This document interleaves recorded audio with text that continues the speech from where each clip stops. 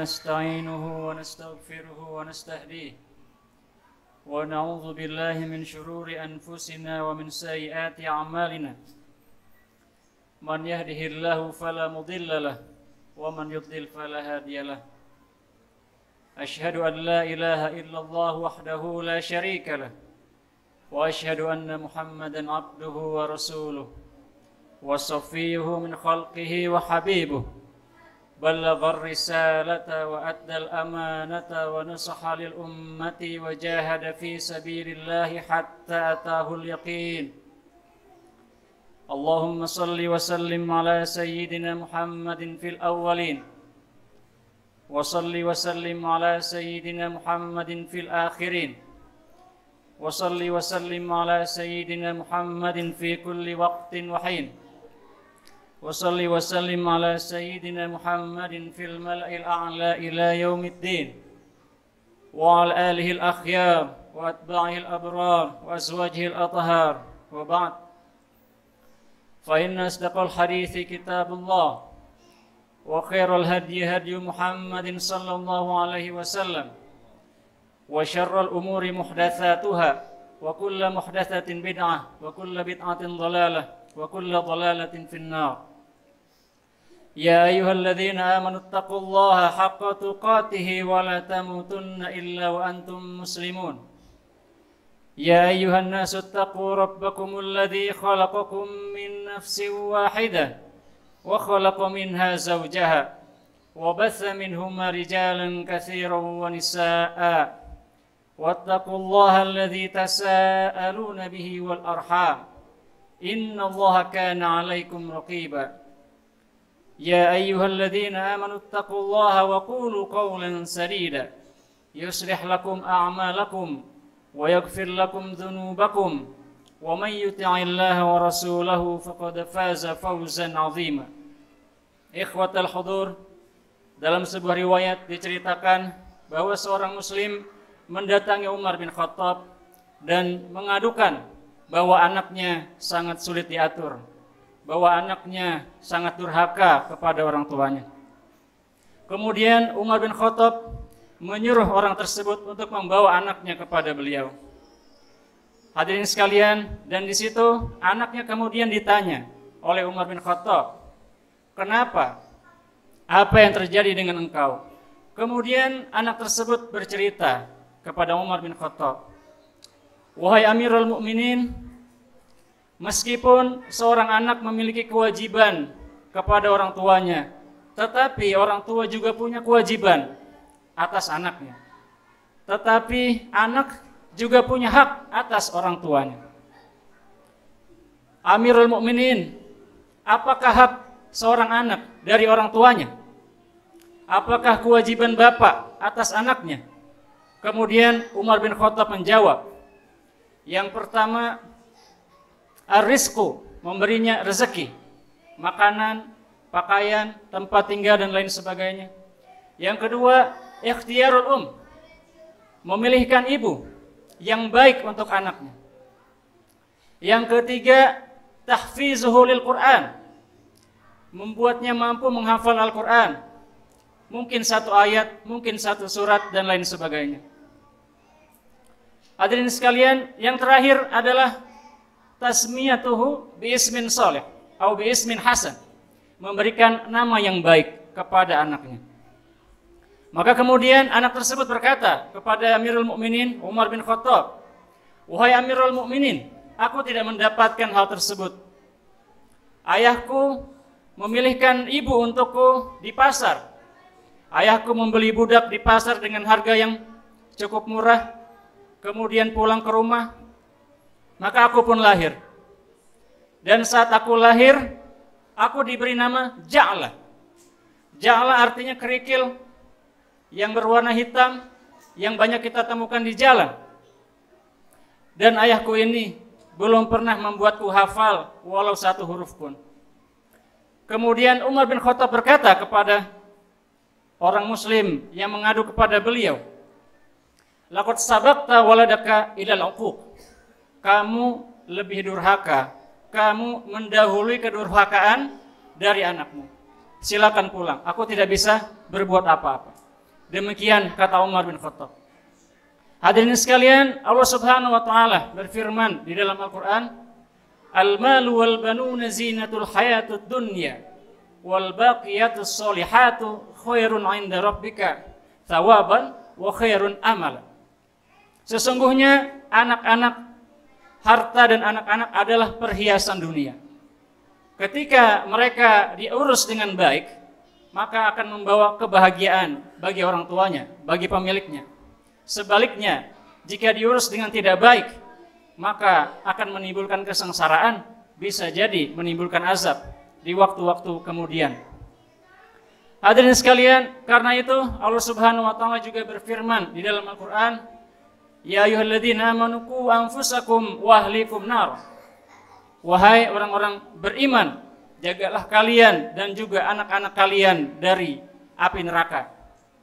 Hadirin sekalian, kita dititipi anak, tentu saja kita memiliki kewajiban untuk mengurus mereka. Karena Rasulullah Shallallahu Alaihi Wasallam bersabda, "Kullukum ra'in wa kullukum mas'ulun an ra'iyatih." Setiap kalian adalah penggembala, penanggung jawab, dan setiap kalian akan ditanya tentang tanggung jawab kalian. Barangkali itulah nanti juga yang akan ditanyakan oleh Allah Subhanahu wa taala ketika kita menghadap kepadanya tentang anak-anak yang dititipkan kepada kita. Hadirin sekalian, jika kita melihat kisah-kisah para nabi, kita akan mendapati bahwa mereka senantiasa memperhatikan pendidikan anaknya. Salah satunya Nabi Ibrahim. Dalam Al-Quran diabadikan doa beliau, "Rabbi ja'alni muqimas sholati wa min dzurriyyati Rabbana wa taqabbal du'a." Wahai Tuhanku, jadikanlah aku mendirikan sholat dan juga anak-anakku. Wahai Tuhanku, kabulkanlah doa kami.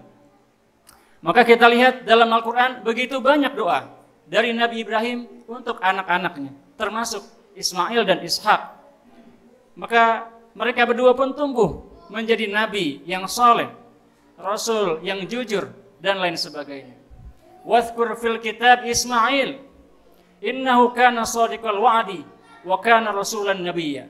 Sebutlah Ismail, dia adalah orang yang jujur janjinya, benar janjinya, dan merupakan seorang nabi dan rasul. Itu adalah buah dari usaha keras dari Ibrahim mendidik anaknya, mendoakannya, memberikannya contoh, sehingga Ismail menjadi anak soleh yang selanjutnya menjadi nabi dan rasul yang meneruskan perjuangan beliau. Hadirin sekalian, lalu ada juga perintah yang harus kita ingat di dalam Al-Quran, yang Allah perintahkan kepada nabinya dan juga kepada kita umatnya, wa'mur ahlaka bis-shalah wastabir 'alaiha, dan perintahkan anak-anakmu untuk salat dan bersabarlah atas hal itu. La nas'alukum rizqan nahnu narzuquk. Kami tidak minta rezeki kepada kalian, kami yang memberi kalian rezeki. Hadirin sekalian, memang salat bukan hal yang mudah, apalagi mengajarkannya kepada anak kecil. Namun Allah Subhanahu wa taala mewanti-wanti, wa'mur ahlaka bis-shalah wastabir 'alaiha. Perintahkan anakmu salat dan bersabarlah atas hal itu. Karena itulah ini merupakan salah satu kewajiban utama bagi kita, para orang tua, terhadap anak-anak kita. Hadirin sekalian, lalu bagaimanakah langkah-langkah untuk mendidik anak agar menjadi soleh? Syekh Al-Arifi menjelaskan bahwa ada kurang lebih 3 langkah. Yang pertama adalah ad-du'a, atau mendoakan. Hadirin sekalian, mendoakan ini bukan hanya setelah anak kita lahir, bahkan sebelum lahir pun kita juga semestinya sudah mendoakan. Dalam Al-Quran kita mendapatkan bahwa Nabi Ibrahim sebelum punya anak, beliau pun berdoa, Rabbi habli minas solihin. Ya Allah, karuniakanlah aku keluarga yang soleh. Kemudian Zakaria sebelum punya anak, beliau juga berdoa, Rabbi habli min ladunka waliyya yarisuni wa yarisu min ahli Yaqub waj'alhu rabbi radiyya. Zakaria sebelum diberikan anak, beliau juga berdoa, wahai Tuhan, berikanlah kepadaku pewaris, yarusuni wa yarisu min ahli Yaqub waj'alhu rabbi radiyya, yang akan mewarisiku dan mewarisi keturunan Yakub, keturunan Ibrahim, dan jadikanlah dia orang yang ridho kepadamu. Maka kemudian malaikat pun memberikan kabar gembira tentang kehadiran atau kedatangan Yahya yang akan lahir dari nasab Zakaria, yang kemudian akan dijadikan juga seorang nabi. Dalam Al-Quran kita juga mendengar doa yang diucapkan oleh ibunda dari Maryam, yang saat beliau sedang hamil berdoa, idz qalat imra'atu Imran rabbi inni nadartu laka ma fi batni muharrara fataqabbal minni innaka sami'ud du'a. Wahai Tuhan, jadikanlah bayi dalam kandunganku muharrara, sebagai orang yang mengabdi kepadamu. Kemudian Allah Subhanahu wa taala mengabulkan hal tersebut. Dan kemudian bukan hanya ketika dalam kandungan, setelah lahir pun ibundanya tetap mendoakan beliau. Kemudian istri Imran tersebut berkata, Rabbi inni wada'tuha untha. Wahai Tuhan, yang aku lahirkan adalah perempuan, padahal dia mengharapkan bayi laki-laki. Wallahu a'lamu bima wada'at wa laysa dzakaru kal untha. Allah lebih tahu apa yang kamu lahirkan, dan laki-laki tidak sama dengan perempuan. Wa inni samaituha Maryam wa inni u'idzuha bika wa dzurriyyataha minasyaitonir rajim. Ya Allah, aku menamainya Maryam dan aku memintamu untuk menjaganya dan juga keturunannya dari setan. Fa ambataha nabatan hasana fataqabbalaha rabbuha biqabulin hasanin wa ambataha nabatan hasana. Maka kemudian Allah Subhanahu wa taala menerima doa tersebut dan membuat Maryam tumbuh dengan pertumbuhan yang baik, yang kemudian menjadi ibunda bagi Nabi Isa alaihissalam, salah satu nabi besar dari umat muslim.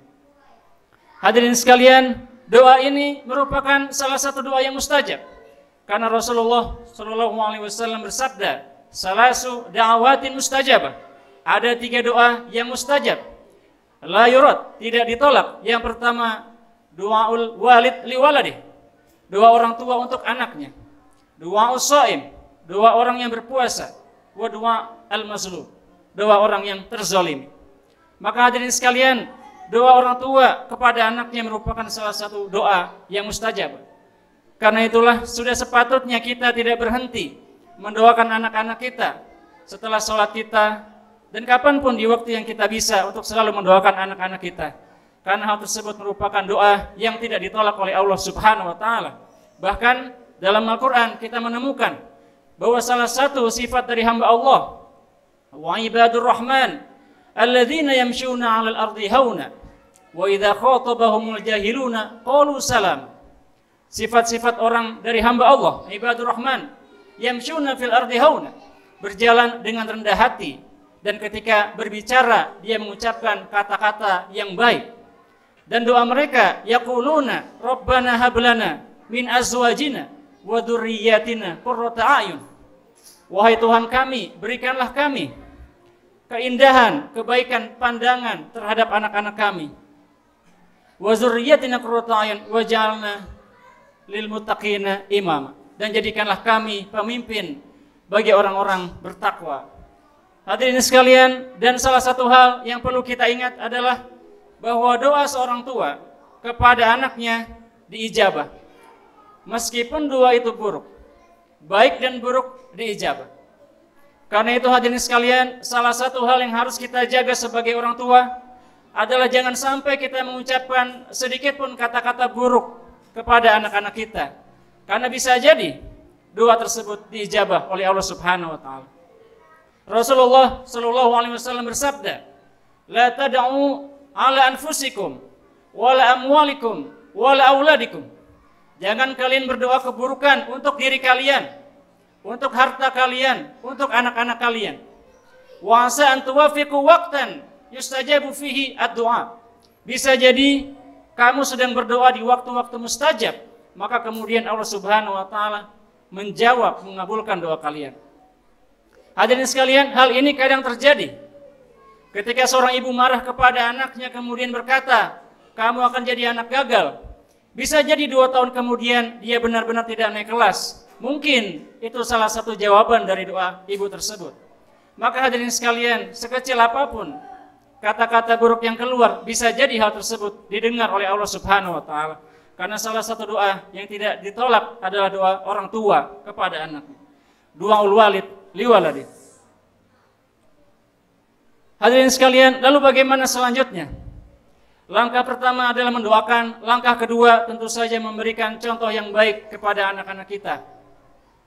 Hadirin sekalian, jika kita lihat bagaimana kisah Nabi Ibrahim dan Nabi Ismail, Nabi Ibrahim mencontohkan sendiri, beliau membangun Ka'bah dengan tangan beliau, menggotong batu-batuan, mengangkat pasir dan lain sebagainya, maka anaknya pun membantu beliau. Nabi Ibrahim sholat, maka anaknya pun ikut sholat. Nabi Ibrahim membayar zakat, maka anaknya pun ikut membayar zakat. Dan hadirin sekalian, salah satu pesan Rasulullah SAW, ij'alu min ba'di sholawatikum fil bait. Jadikan sebagian sholat kalian di rumah.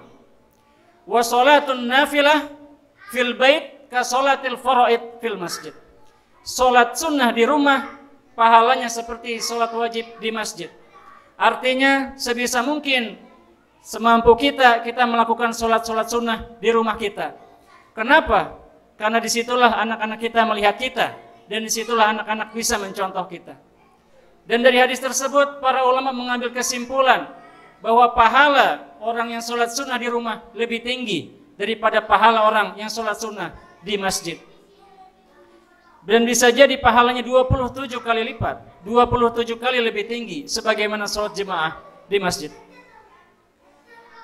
Hadirin sekalian, selain itu yang perlu juga kita lakukan adalah menjaga lisan kita ketika kita berada di depan anak-anak kita. Jangan sampai ada kata-kata buruk yang didengar oleh anak-anak kita sehingga mereka pun meniru kita. Bisa jadi kita mengobrol bersama teman kita, hal-hal yang tabu sebenarnya didengar oleh anak-anak, maka seharusnya kita jaga jangan sampai terdengar oleh mereka.